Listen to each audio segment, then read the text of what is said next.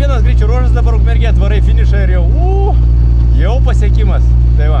Kaip bendrai dieną galėtume vertinti, kokį pažymį savo parašytum? O, aš savo pažymį nerašau, žiūrovai ir rezultatai rašo. O šiaip sudėtinga diena, tokia nervinga, bet tikiuosi rytoj sausiau bus. Ačiū.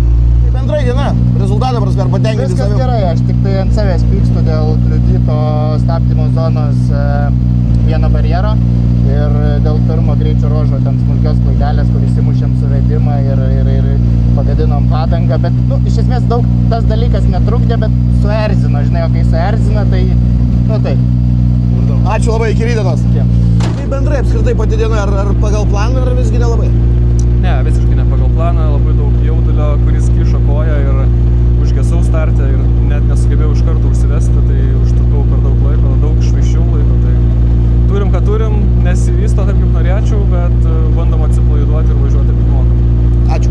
Tai paklausiu Giedrių dabar, tai jau ar dabar buvo 200 ant spidako? Lemba, gal anoj tiesiog buvo, šitoj tanksti stabdžiaus, nes nenoriu aš tų pupų rinkti iš oro filtro. O bendrai, kaip visą dieną, rezultato prasme, tempo prasme? Viskas gerai. Pradžiai buvom gavinėjom truputį, kaip laik, pradžia reikėjo nubusti, bet dabar va 5 greičio ruožą gerai suvažiavom ir vėl pakilom, atrodo, tarp klasės lyderių, tai toks tikslas ir buvo.